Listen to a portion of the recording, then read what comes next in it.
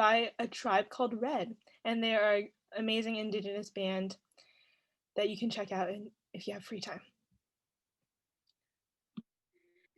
Thank you so much. Mishmin Tuhis, Kanrakat Kanyon, Coyote Woman, Sayers-Roods. As a California Indigenous person from Indian Canyon, I am sometimes invited to offer land acknowledgements to ground the beginning of a gathering in a good way.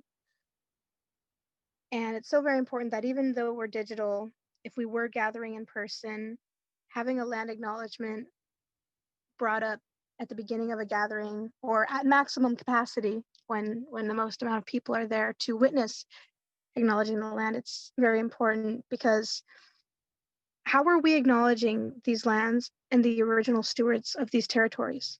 Indigenous peoples have been stewarding these lands since time immemorial. And it's so very important that we recognize that. We need to honor truth and history. My mother and my grandmother believe that when song, ceremony, and dancing stops, so does the earth. In acknowledging that we're gathering in this digital platform, I currently am in Kanyon Ohlone territory, aka Santa Clara Valley, and I recognize that CIEA and this Bay Area Youth Climate Summit community impact and visit and travel through and live in occupied Ohlone territory and southern Miwok and Pomo territory. So if you're up in Marin, we're the Confederated Villages of Great and Rancheria, and many Indigenous peoples who are Miwok and Pomo call that space home. If you're over in the East Bay, in the Chochenyo Ohlone speaking territory, Puchin is a word and it's the name of the land of that area.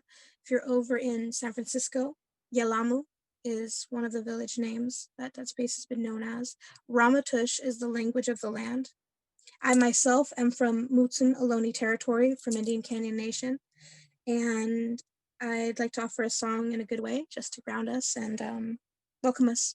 This is a grandmother song to honor our grandmothers, their grandmothers, and in all Mother Earth, for without them and without her, we would not be here. We share this time and space together for a reason, so it's with that humility, that gratitude, that present-mindedness that I have for this song in this space here. And I invite you, if you want to say, oh, at the end of the song, because it allows the song and prayers to go out in a good way. And it's, you know, some people snap, some people applause, but in our community, we say, oh, in a good way. So you'll hear me say that. So this is Kanyon's grandmother song. Moi moi yo kawano, moi moi yo ko, moi moi no, moi moi yo ko, moi moi yo ne, ayo konale, moi moi ayo konale. Moi moi yo kawano, moi moi yo ko, moi moi no, moi moi yo ko, moi moi yo ne, ayo konale, moi moi ayo konale, moi moi yo kawano, moi moi yo ko, moi moi no, moi moi yo ko, moi moi yo ne, ayo konale, moi moi ayo konale. Oh, oh, oh. Oh, no son in breath, so it is in spirit. Thank you everyone for helping acknowledge the land, and I'm glad to be here in this circle. So now we can get to introductions. You want to go? Yeah. Hi, everyone. Thank you for taking the time to come. I would like to acknowledge the original caretakers who are still on this land. I actually live in Riverside, California right now, so I'd like to give a land acknowledgement to the Cahuilla, Serrana, Luiseño, and Tongva people who are still here and who are the original stewards of the land, air, and water. And my name's Joel Sedano. I'm the Communications and Public Relations Coordinator for the California Indian Environmental Alliance, or CIEA. And then Kanyon, would you like to introduce yourself? Conrakat Canyon Coyote Woman, daughter of Tribal Chairwoman Anne-Marie Sayers. I am the CEO of KanyonKonsulting, LLC, a consultation firm dedicated to bridging the gap between Indigenous and contemporary value systems. I am a steward and caretaker of my ancestral homelands of Indian Canyon, which is the only federally recognized Indian country between Sonoma and Santa Barbara along Central Coastal California. We are not federally recognized tribally. I am the founder of Indian Canyon Two-Spirit Society. I hold many titles and many hats, and I'm on many boards, which I myself probably should write down, and I'm behind in that, thanks to this wonderful busy time that our recent environment has prioritized. So bragging about myself and writing about myself is further down the line. I got more important things to do. Do the work. So I'm happy. And I also am part of the Dock Tip Earworm Integrated Water Resource Management Program, because they impact and work with the 9 counties of the North Bay, and KanyonKonsulting holds a contract with the Association of Ramaytush Ohlone Peoples, and I'm a present representative and community member that's helping my Ramaytush relatives. And I also hold a contract with Himrin, with an amazing great-grandmother elder and her huge family of the East Bay of Chochenyo and Miwok territories and family lineages. So I'm honored to be a visiting Ohlone whenever I'm further north of my territory. So yeah, I feel lucky. Thank you. Thank you for that. And I guess I'll start off with talking about CIEA. So CIEA started in 2006 because California tribal members wanted to tackle the issue of mercury and its effects on the human body. During the California gold rush, gold is so light, so they had to bond it to something to get it to move downstream. I guess I'm not a gold miner, I don't know, but they bonded to mercury because mercury was heavy enough for it to not let gold slipping. So once they got the gold, they took the mercury out, kept the gold, and let the mercury just sink to the waters, which affected the waters, which in turns affected the land, the animals, the peoples, and so that's what we started after. During the time when CIEA started, there was no information about mercury and its effects going around. So CIEA, with the help of tribal members and the International Indian Treaty Council, worked towards creating materials that they were able to then take around to tribal health centers, within the medical field and science, westernized science, I should say, and let people know that this is what mercury is. This is what mercury is doing to people. We need to create state level advisories, especially since fish is a big part of California Indian diets. So we needed something that would tell folks which fish were safer to eat compared to fishes that weren't safer to eat. And then from there, we went into doing work with the Integrated Regional Water Management, or IRWMs. So throughout California, there's these IRWMs that have this governance structure that kind of determine what happens to Prop 1 funding. And we realized that this was a problem because IRWMs weren't including tribal folks within these governance structures. And we recognized, how do you make decisions on the lands of people that y'all took from and not include them within that conversation? So CIEA is the tribal engagement coordinator in 3 regions, the North Coast region, the San Francisco Bay Area, and the Sacramento River area. We work with over 88 plus tribal members throughout California. We've had some successes in the North Coast region. They have 2 voting seats. They have a whole structure already. They have 2 voting seats and alternates. They're doing pretty well in the North Coast. In the Sacramento River funding area, there's more Irwins in that area, so it's a lot harder to navigate through that system. But I know in the North Sacramento Valley, we've had successes and gained a seat and an alternate. And then in the West Side, they're also working on getting that structure over there. And then in the San Francisco Bay Area, which is an area we just recently started working within, that's how I know Kanyon personally through the work with the San Francisco Bay Area and our tribal coordinator, Alexander Tavazon. He's not here today. He's out celebrating his brother's birthdays. They're doing ceremonies, bringing them into adulthood.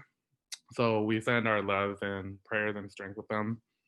And then we're also doing work with, we had the State Resource Water Control Board adopt 2 brand new tribal beneficial uses definitions, which solved that, which designated specific bodies of waters to be protected under the Clean Water Act, which aligns with the Clean Water Act. And we're getting them to work right now to get amendments within the Ocean Plan and Basin Plan amendments within the Central Valley, the North Coast, and the San Francisco Bay Area. And then in the North Coast, we're doing work right now with fire and forest, just because we know that living in California, fire is an issue that affects everyone.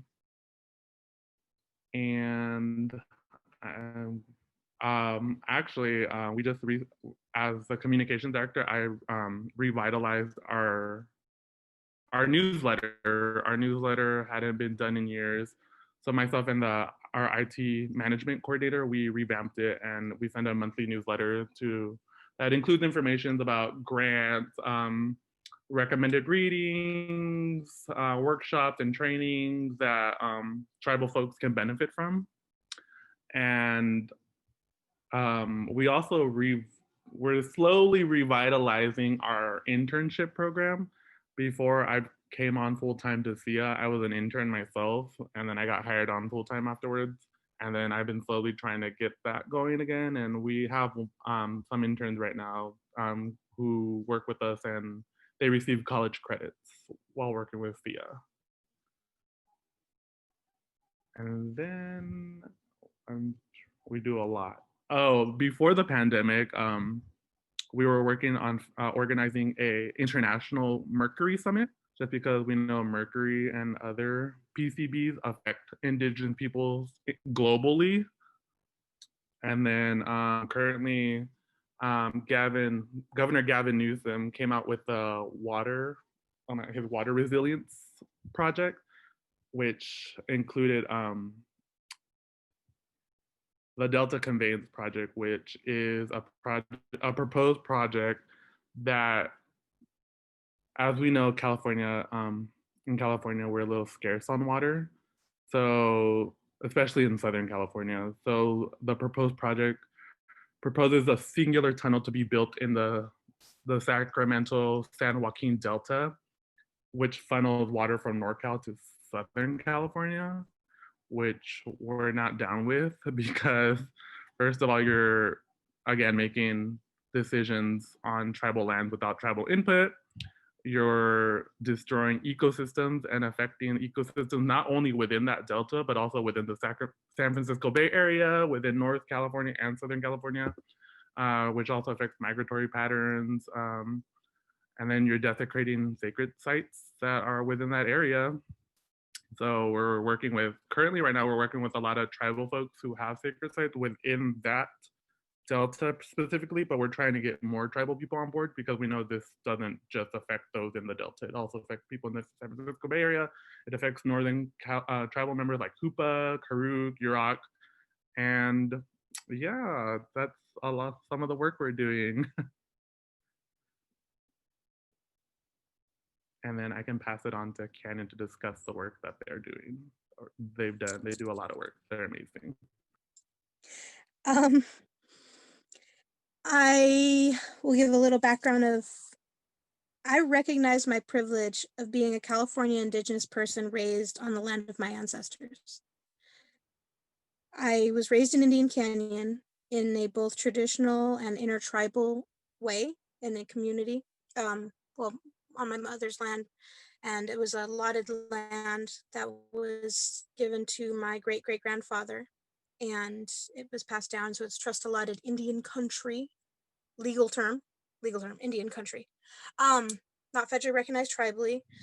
And that being said, I was brought up where Indigenous protocol was followed integrally, because anyone who came to the land before they engaged in ceremony, before they started doing anything like building or raking or assisting or cleaning, or they always came humbly and accountably to my mother, to the elders of our community, and seeking a consensual interaction, and then seeking permission to pursue an opportunity, possibly to conduct ceremony on the land.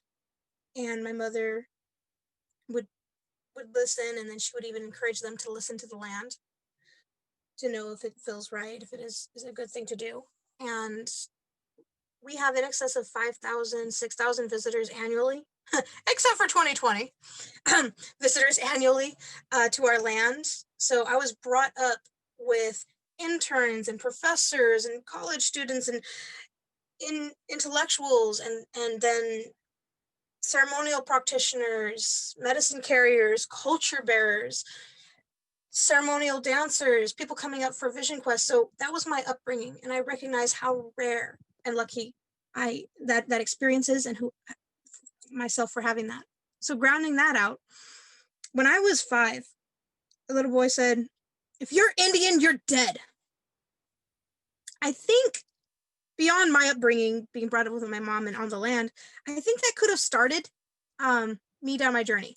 So currently today, I'm the CEO of KanyonKonsulting, and it was created with my partner, who sometimes jokes and says, "I'm your queer-pointed white guy," because he can get indignant for me in certain environments, which is kind of great because I have to keep my civil decorum as an Indigenous person and as a young female-bodied two-spirit individual.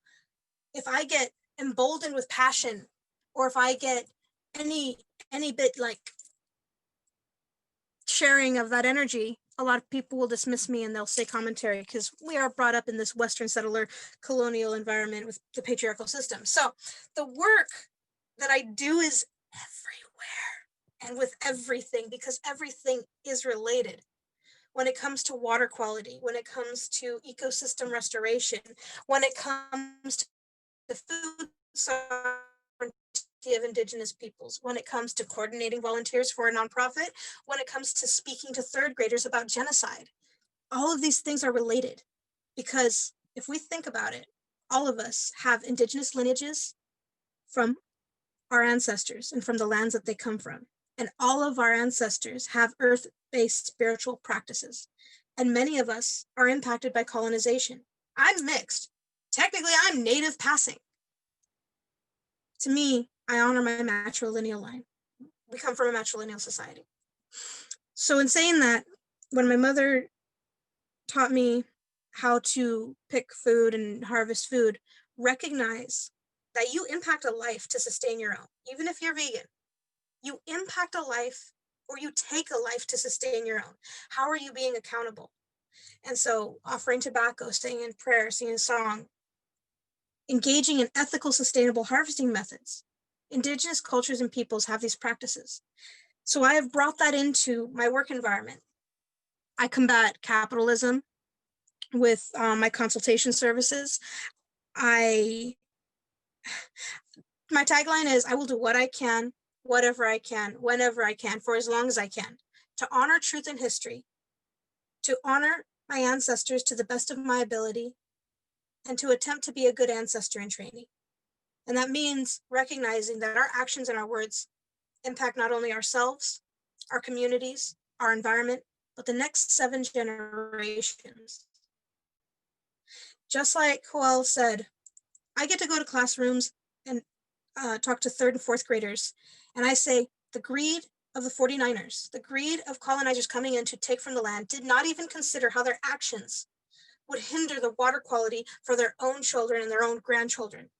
They didn't care. They didn't consider it in their decision-making practice. And this is prevalent across all of our practices here in the Americas and around the world.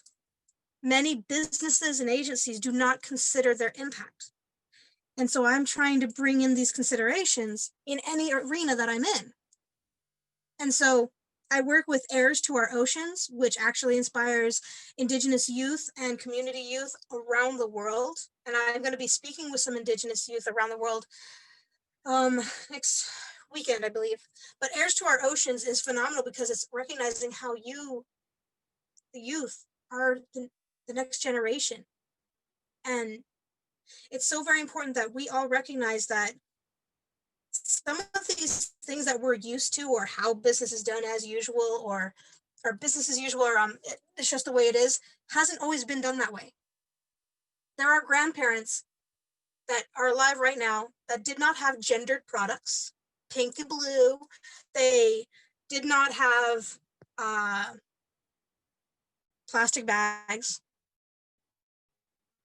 And now we're I call this the vacation, consumeristic, materialistic, disposable society, where it is affluent and it's engaged in resource extraction, both of natural resources and on Black and brown bodies. When we think about ways that we can honor truth and history, it's good to acknowledge Indigenous peoples before contact, but also through and post contact, because there are communities that have contributed to the American dream, and our communities of we benefit from amazing histories that weren't our stereotypical white founding fathers accolades.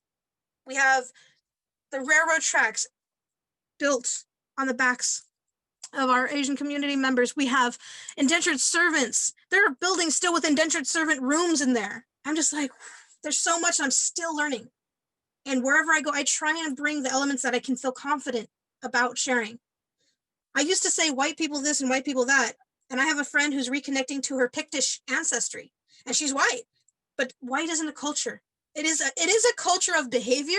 However, if you want to be proud of your ancestry, you would find your ancestry. I'm proud German. I have Swedish. I have Irish. I have Scottish ancestry. Ironically, it's like I have a triple, quadruple suppressed minority.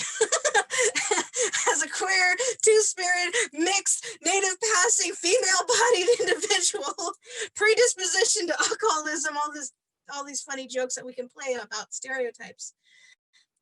But in this, we all can come together and be in community together. And we can take strategic steps to be together. So the work I do is relative to everything. People ask, who do you consult? I'm like, everyone. I have a couple of consultation contracts with some pagan witches, and then I have government agencies having me conduct decolonization and Indigenous insight workshops and intensives. I talk to teachers, and I visit the classroom and bounce around and talk to the kids. And I talk to them about cultural competency. And I call it the Jedi movement: justice, equity, diversity, and inclusion.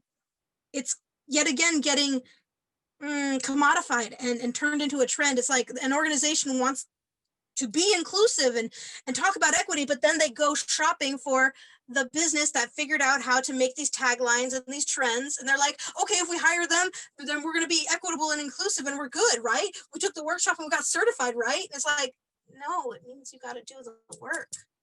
I'm still doing the work. I'm taking steps to decolonize all the time, and I slip up, and I'm human. And I learned so much from allies and community members and Native mentors and Indigenous peoples. And I'm feeling blessed that I can share as much as I can in the communities that I'm in. And so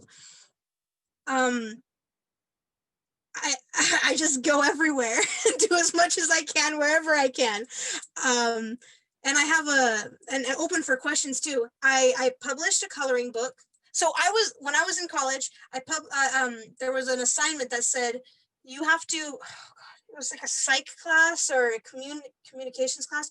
It was something where I had to impact the community and I had to teach them something, but it had to be inclusive. And I was like, huh? I was researching and working with our language, and I created a little coloring book. And then I decided to self-publish it. And so I have a Mutsun Ohlone coloring book that's self-published, but I don't have a USB number. I don't even know how to get there. I then worked with community members and created a mini zine that's free on my website. And I'm kind of nervous about my website because I think something's wrong with it right now, which is frustrating. But I have a mini zine that people can print on 11 by 17 because when it's smaller, the text is small, and I tend to work with elders and youngsters. So utilizing a mini zine as an information packet to talk about what is land acknowledgements, how do you honor native land, what is Ohlone territory. I do a lot of work talking about Ohlone territory, and the word Costanoan and the word Ohlone, they're both misnomers. Costanoan is what the Spaniards called us, Costaños. Ohlone is an indigenous word that I myself and many indigenous peoples that have ancestry to the Bay do identify with. However, the origin is from a single village site by San Gregorio called Oljon. And during the 1924 Special Indian Census Act, many indigenous peoples who were brought into the missions and then survived and were part of the community, they identified, they're like, we're not Costaños, we're not neophytes, we're not Gentiles, we are Ohlone, Oljon, or the community members that kept their language are identifying with their language. The Ama Mutsun community, the word Ama in my language means people. Mutsun is the language dialect. Ohlone territory has 8 language dialects that are different, and there are some similarities, so that's why we got lumped into a group. There are over 250 language dialects in California. So wherever I go, I try and offer as much truth and history as possible. When people say, oh, like, what do you do? Or can you tell me more about this? I'm like, how deep down the rabbit hole do you want to go? Is this a casual, superficial inquiry? Because if it's a superficial one, I won't invest a lot of time in it. But if you're honest, you're going to get a download. And I like to interface and interact with people because, like, I learned so much, even from community members who are allies, accomplices, advocates, and the big word that I love is co-conspirators. Co-conspirators who want to change the current environment that we are in and ideally focus on what better, healthier, more accountable, more humble, more reciprocal relationships and dynamics of a better future. How are we being respectful to the earth? How are we caring? And so I do this work because, not because I'm trying to get money, not because I'm trying to survive, but because I recognize my mentors, my elders, my ancestors, the blood running through my veins, and our future ancestors who are not even here yet, all motivate me and compel me to engage the public and to honor truth and history. And it's like, there's so much to do. There's so much to do and so much to handle. So I'm just like, we just got so much to do. So I have so many boards and organizations that I'm a part of, and I haven't written them down, like All California Oratory Resource Network, acorn.wiki, talking about language revitalization, the Native NACRI, yeah, Native American Cultural Resource, or Native California Native, shoot, it's an archive, and it's a new nonprofit to help Indigenous peoples, because many organizations do not help us, like fund us. So a lot of my work and a lot of the work that my mother's done, everybody else is on corporate time, corporate dime, yet the Indigenous peoples, come on, Native person, do your song and dance routine. Oh, we don't want to hear about devastation and colonization, but we want to hear about your myths. Oh, we want to talk about your culture and your crafts. You know how dismissive it is to identify our baskets and our indigenous traditional ecological knowledge as crafts and arts for kids? Do you know anything about sacred geometry? Our elders who have worked with basket weaving both tend the land with land management practices as well as engage with sacred geometry and math to create baskets both that can catch fish through the waters without disrupting the water to make the fish nervous, to create nets, to also make watertight baskets to be able to cook in, to cook with plants, to adorn yourself with animals and plants. We still do that today. Cotton and hide, we still do it, but to do it with ethics, humility, and reciprocity, recognizing the rights of nature, bringing that into your own body and being and living it. That's where I'm motivated. I wish to see the future. So we all can be in community together. So I would love questions, and I know nothing about like how these government agencies operate. But I know that we can collaborate. So like, Joel, do you have any ideas around the intersectionality? Like, should we bring it into rules and regulation and protocols? Should we bring it into a code of ethics and interactions? Like, I love when I visit classrooms and I tell them, honor the life that's lived and the gift that's given by offering a pinch of tobacco or your hair or a song. And when the little kids pick little plants, because one outdoor class was making like lemon balm, salve, and a few other planty things, I found it made my heart burst when I saw the kids go out there and talk to the plants and recognize that they impact them. Because if every child is like, I want to pick flowers for Mother's Day, you're picking all the flowers and you're not leaving any for the hummingbirds, the pollinators. You're not leaving anything for that plant to procreate. So when someone takes accountability and just listens to their environment and takes steps, it's glorious. So it's kind of an introspective thing. Anything else? Well, Yeah, I would agree. When it comes to the environment, there tribal people, we work off of reciprocity. We recognize that we recognize that the land wasn't given to us as like property. It doesn't belong to us. It was gifted to us. This is grandmother. We need to protect her and take care of her. And as Kanyon was mentioning, if a little kid is picking all the flowers, like you need to think how that affects the ecosystem around it. If there's no more of a specific flower, invasive species might come and take over the spot. There's no food for hummingbirds, bees, butterflies, bats. And also the plant, it loses its memory. Like it won't be able to, as Kanyon mentioned, it won't be able to grow. It won't be able to, which is the system that's currently built. Capitalism just cares about extracting resources without thinking of future generations.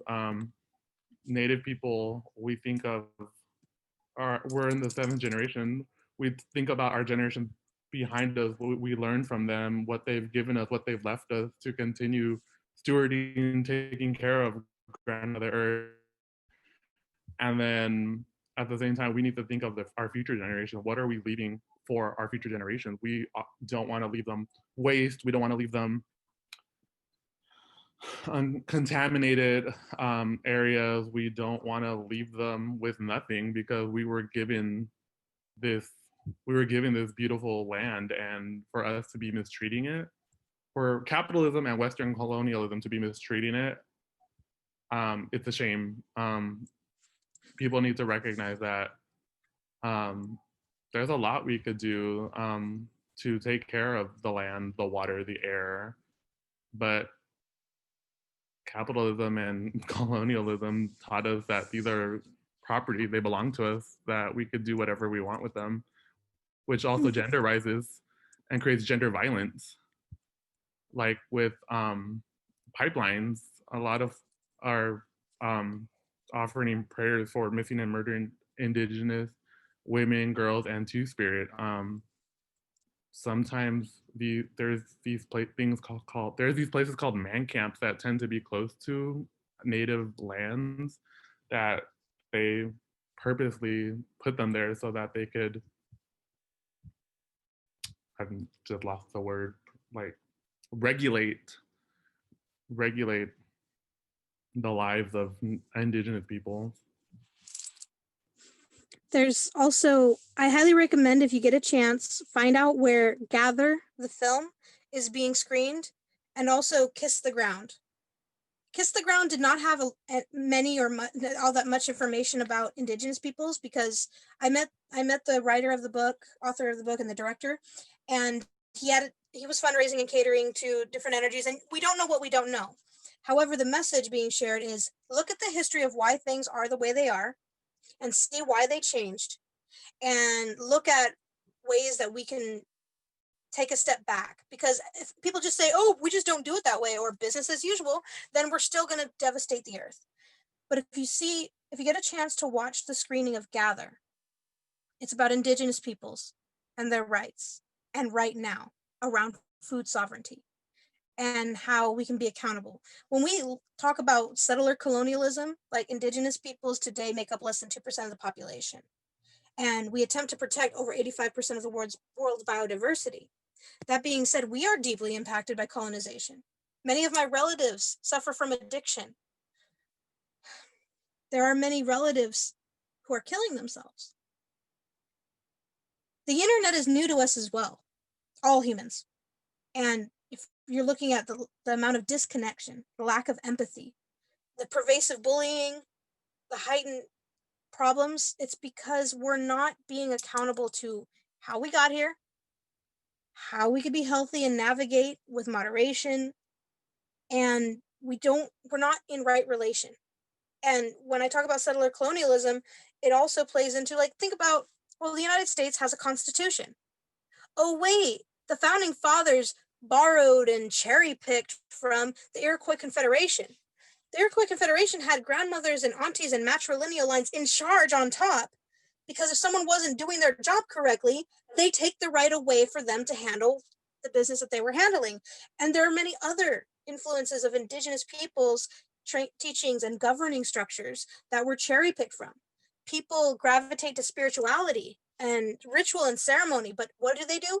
They cherry pick. Oh, I only want a little of this and a little of that. Oh, I don't want that. I don't want that.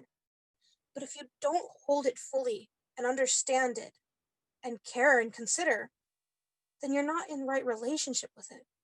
And so when I see non-Indigenous people gathering and gravitating towards Native American and Indigenous spirituality and ceremonies, I feel as though, personally, my own words, accountability, that it's their own ancestors calling them home. Their own ancestors are calling them home, because all of us have had our umbilical cord ripped from our integral connection to our responsibility and our obligation to the earth and our connection to those earth-based spiritual practices. We've been ripped from that. I recognize that anyone with European ancestry were impacted by colonization 1,000 years. My wound, my family's wound, is 150, 200 years. The Portola Trail, that was the beginning of the end for California Indigenous peoples. Yanipa Sierra canonized the savior saint who wanted to colonize all the native peoples of California. The 21 missions. That's the reason why there's only 3 federally recognized lands in mission territory along central coast of California. A lot of the other federally recognized lands are outside of that mission area, the mission period. And so when I say, like, settler colonialism is so pervasive, it's how we think, it's how we navigate decision-making. The way I said, like, if I'm passionate, like, think about the stereotypical smooth-talking white guy and an angry Black woman. Who wins? Usually the ass. The angry Black woman is usually dismissed, even though she may have amazing points. Civility politics will silence her. I tend to try and leverage my ability to use my opportunities in front of the public to share as much as I can. And I'm tokenized all the time. It took me until 2017 at a showing up for racial justice gathering for me to realize what I was doing was extreme emotional, spiritual, and social labor. Like, it was the first time a non-native person who was organizing said, I don't want to put you on the spot if you don't want to be. You don't have to speak. I will give you capacity and funding to travel to this gathering. I wouldn't mind you there to witness it.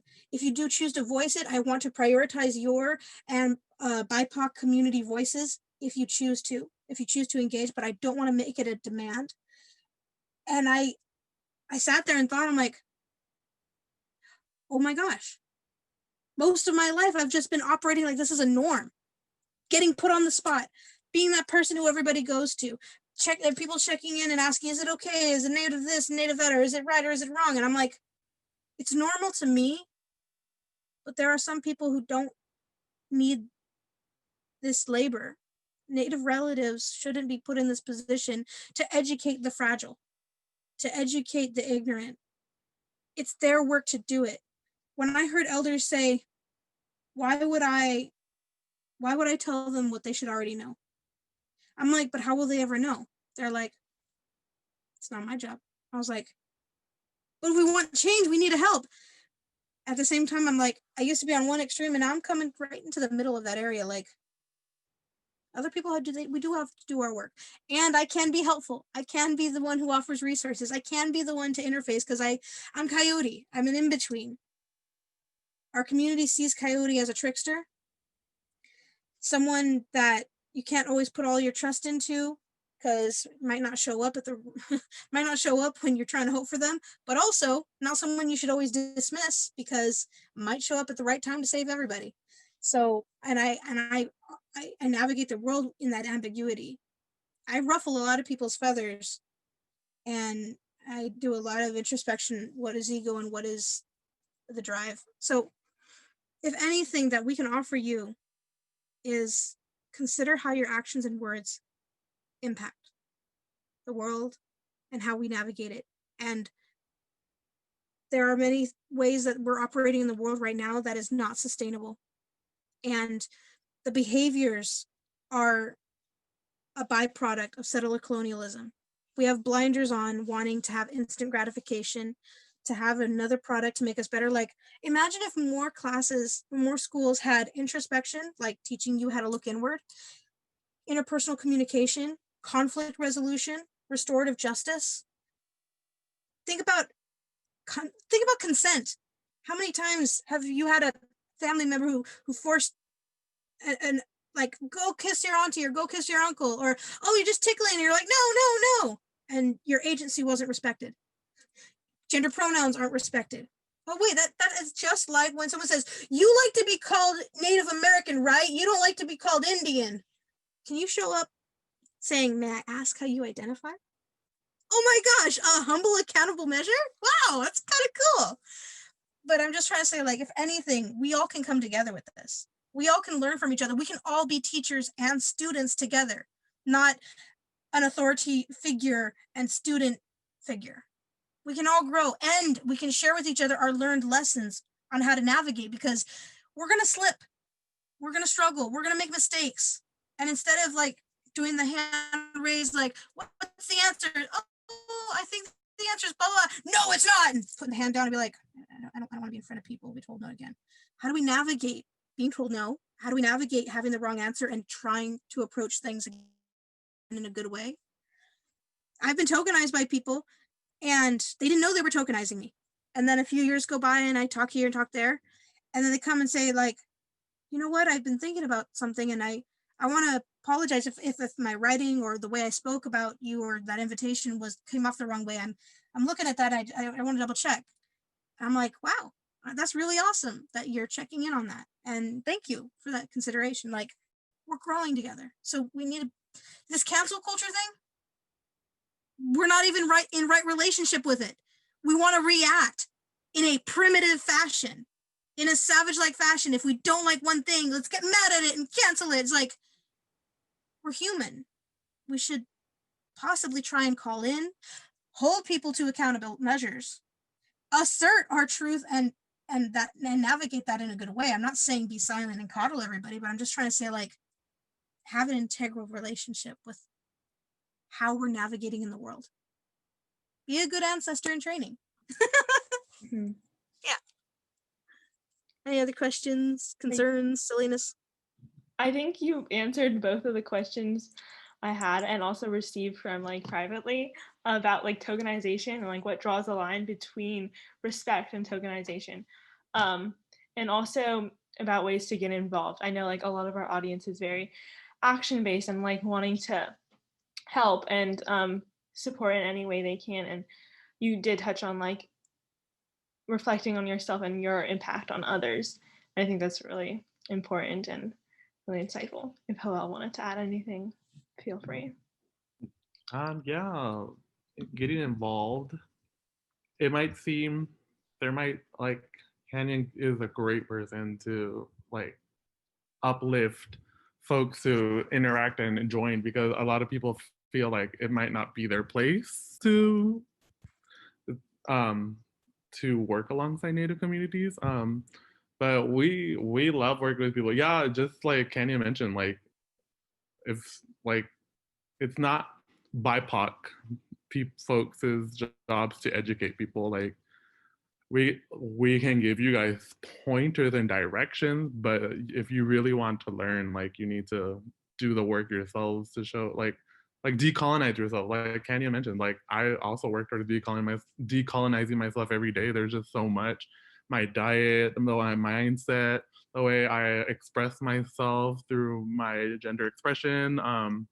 There's just so much that needs to be unpacked. And there's a lot of great Native organizations around the Bay Area that are always well, before pre-pandemic, that would host events. American Indian Child Resource Center, Segorte Land Trust, KanyonKonsulting. There's also tribal people working with national parks on ways to get to the root of how things were before colonization. Ruth, Kenya had mentioned Ruth Orta, an amazing woman in her 80s, and she's still doing the work. She's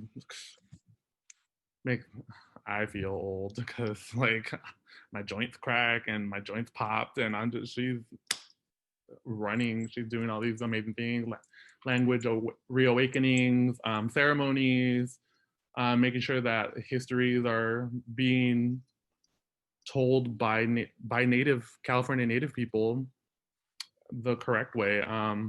I know in the San Francisco Bay Area, through our work with Erwin Alex, our coordinator, I know his work with the tribal folks in that area. And talking about tribal people in the present, don't talk about tribal people in the past. Talk about tribal people in the present and in the future. I don't know if folks know, but it's Native American Heritage Month this month.